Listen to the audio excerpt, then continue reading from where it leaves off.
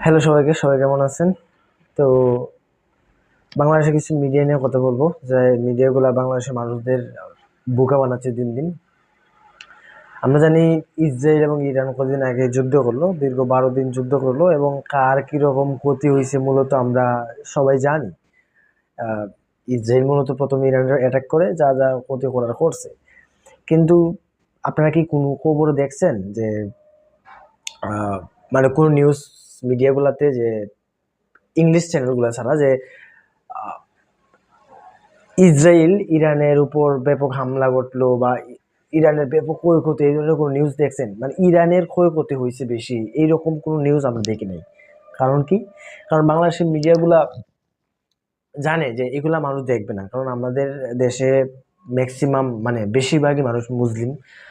তো এরা এটা দেখে চলবে না, কারণ প্রত্যেকেই প্রত্যেকের লাইফে হিরো, মানে দেখতে চায় যে তার দল, যে সে যেটা সাপোর্ট করে এটা সবসময় জিততে চায়, মানে সে যেটাকে সাপোর্ট করে সে এটাকে উপরে দেখতে চায়। ফর এক্সাম্পল,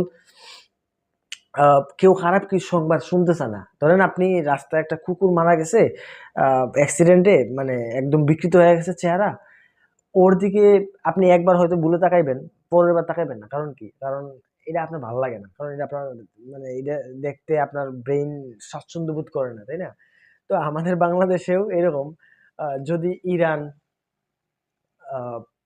মানে ইসরায়েল ইরানের উপর ব্যাপক হামলা করছে, এই ধরনের নিউজগুলা, ইরান যেহেতু একটা মুসলিম কান্ট্রি, আমরা বাংলাদেশের মানুষ ম্যাক্সিমাম এই ইরানের উপর সাপোর্ট করি।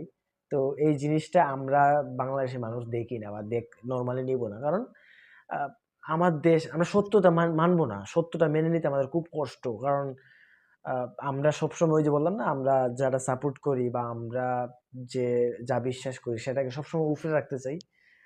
তো এই বিষয়টা হইতেছে আমরা নরমালি দেখবো না। তো এই সুযোগটাই, এই সাইকোলজিক্যাল থিংস গুলাই আমাদের মিডিয়াগুলা, সব মিডিয়া না, কিছু বেশিরভাগ মিডিয়াগুলাই আবার দুই একটা হাতে গোনা দুই একটা মিডিয়া বাদে, যে এরা মিথ্যারে সত্য, সত্যরে মিথ্যা বলে এমন ভাবে নিউজ করে যে নেতানিয়াহু এইমাত্র মানে আত্মসমর্পণ করলো।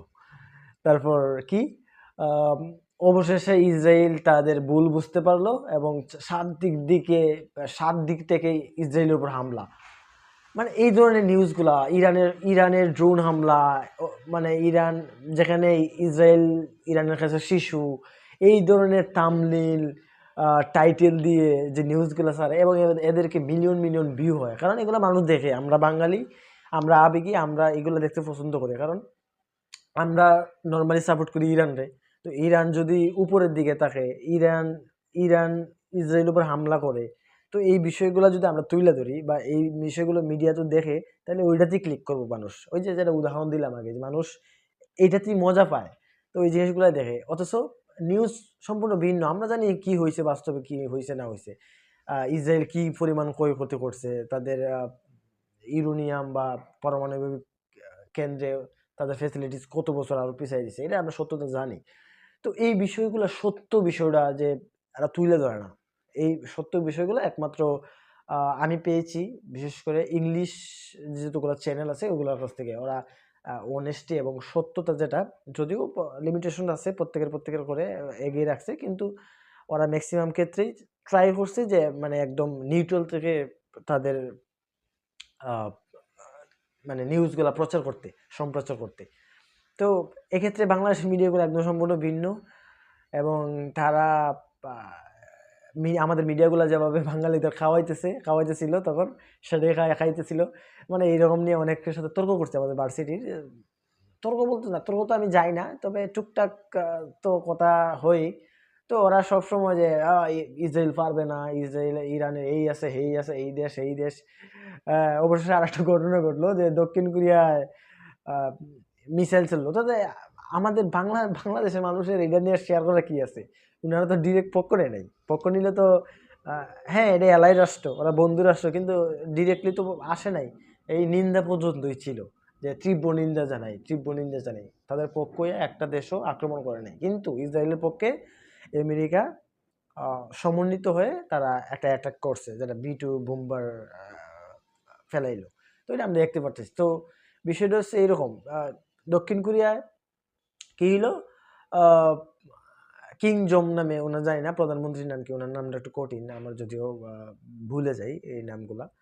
তো উনি একটা কি টেস্ট করলো, পারমাণবিক বোমা না, পারমাণবিক না, একটা মিসাইল টেস্ট করলো, যে বলে যে উনি মাইরা দিছে, বা কোথায় মারছে কেন মারছে জানি না, উনি মাইরা দিছে, এই সেই বাঙালি এই ধরনের বিষয়টা নিয়ে এমন ভাবে ছড়াইতেছিল, মনে হইতেছিল যে আমেরিকাই মাইরা দিছে, ইসরায়েলই মাইরা দিছে।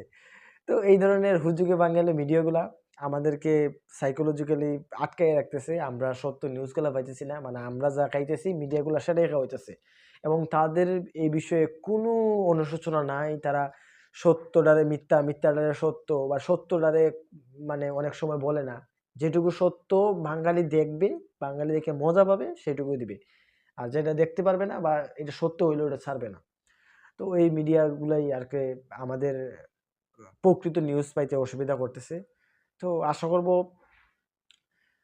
যারা নিরপেক্ষতাকে ভিডিও ভিডিও মানে প্রচার করে, ভিডিও বা খবরাখবর, তাদেরকে দেখবেন এবং এই ধরনের গুজব মার্কা মিডিয়াগুলোকে অ্যাভয়েড করবেন। তাইলে আহ, অনেক সময় আপনার বাঁচবে এবং আবেগী থেকে, আবেগে দুনিয়া থেকে বের হইতে পারবেন।